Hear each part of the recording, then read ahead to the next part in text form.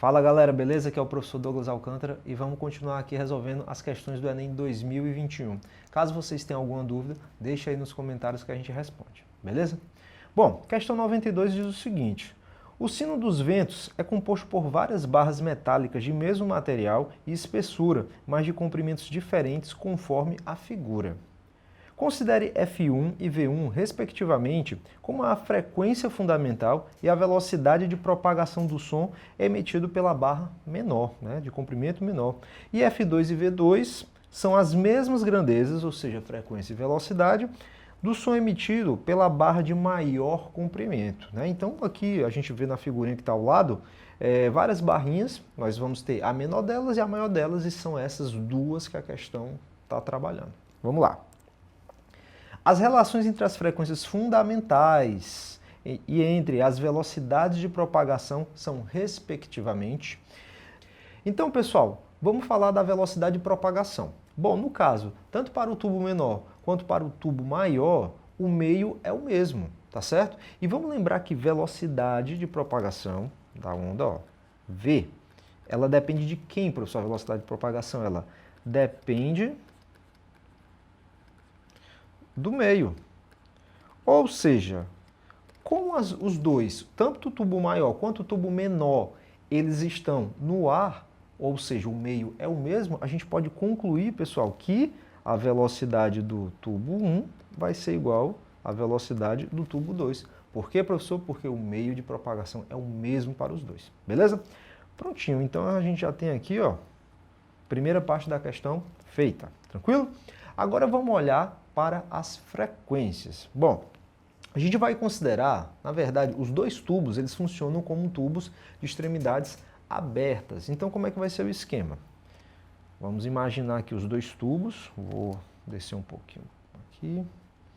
Então, vamos imaginar o tubo menor aqui e o tubo maior. Aliás, o tubo menor não ficou tão menor assim. Então, deixa eu só apagar ele aqui. Prontinho. Só para ficar claro quem é o menor e quem é o maior. Beleza. Aí o que a gente vai ter, professor? A gente vai ter, já que esses dois tubos eles têm extremidades abertas, a gente vai ter dois ventres, um em cada extremidade. Então, como ele está falando da frequência fundamental, ou seja, o primeiro harmônico, a gente vai ter o seguinte, o primeiro harmônico, a gente vai ter aqui, essa seguinte situação. Beleza? Essa partezinha aqui não ficou tão legal. Deixa eu só refazer aqui, pessoal. Deixa eu fazer aqui. Pronto, tá melhor. Aqui a gente vai ter um ventre e aqui um outro ventre. E aqui esse encontro é o quê? Um nó. A mesma coisa a gente vai ter para o tubuzão maior, Então a gente vai ter aqui, para o tubuzão maior, vamos ter o seguinte, aqui e aqui, ventre e o nó. Lembrando que a gente está na frequência fundamental, então esse é o primeiro padrão. Beleza. Agora, pessoal, pelo fato deles serem tubos de extremidades abertas, a gente sabe que o comprimento de onda, esse camarada aqui, ele representa a metade do comprimento de onda, esse padrão aqui de interferência. Então, como esse cara aqui, ele é o 1, o tubo 1, então ele vai ser lambda 1 dividido por 2, e esse cara aqui, lambda 2 dividido por 2, tá bom? Por quê, professor? Vamos lembrar, a distância entre dois ventres ou a distância entre dois nós é a metade de um comprimento de onda. Se você não lembra, gente, é só você relembrar onda estacionária, a distância entre um ventre e outro ventre é o quê? Lambda sobre 2, tá ok, gente? Beleza? Então, lembre disso daí.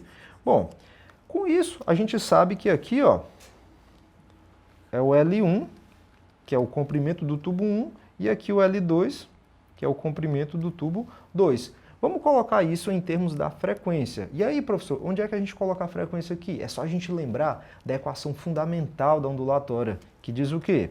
Que diz que velocidade de propagação da onda vai ser igual ao comprimento vezes o quê? A frequência, tá ok? Não pode esquecer não, viu, gente? É equaçãozinha super importante. Então vamos brincar, tanto para o 1 quanto para o 2. Vamos lá. Para o 1 a gente vai ter o seguinte, Para o 1, nós vamos ter V1 igual a lambda 1 vezes frequência 1, tá ok? Bom, separando aqui a frequência, a gente vai ter frequência 1, jogando o comprimento de onda lá para baixo, porque ele vai passar para o outro lado dividindo, a gente vai ter ó, V1 dividido por lambda 1, tudo bem? Bom, do mesmo jeito, já pegando carona, a gente pode perceber que vai ficar praticamente a mesma coisa para o 2. V2 igual a lambda 2, frequência 2. Ou seja, separando a frequência, F2 vai ser velocidade 2 sobre lambda 2. Tá ok? Lembrem-se que essas velocidades elas são iguais, então a gente poderia até tirar esse subíndice que nós temos aí, de V1 e V2, por quê? Porque elas duas são iguais. Então, o que é que eu estou querendo dizer? Que a gente não vai olhar para essa velocidade, a gente vai dar atenção apenas para a frequência e o comprimento de onda. Então a gente já percebe que se um está embaixo, ou seja, dividindo, e o outro está na parte de cima, eles são inversamente proporcionais. Tá, professor, e qual dos dois é o maior? O comprimento de onda 1 ou o comprimento de onda 2?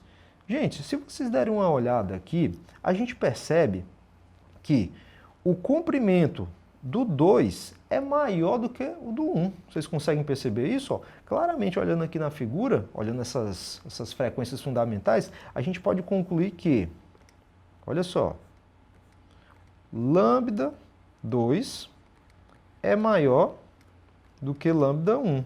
Por qual motivo, professor? Porque se o comprimento do tubo ele é metade do comprimento de onda, a gente pode dizer que o comprimento do tubo ele está ligado diretamente ao comprimento de onda. Ou seja, eu posso até pegar e fazer a seguinte coisa, gente, para ficar até mais interessante para vocês. Se o tamanho do tubo L2 é maior do que o L1, com certeza o comprimento de onda do 2 vai ser maior do que o comprimento de onda do 1. Tudo bem? Vamos agora juntar essa informação com isso daqui que a gente ficou. Ó. Se eu sei que o comprimento de onda maior é o do 2, então a gente pode dizer o seguinte, se o 2 tem maior comprimento de onda, consequentemente ele vai ter o quê?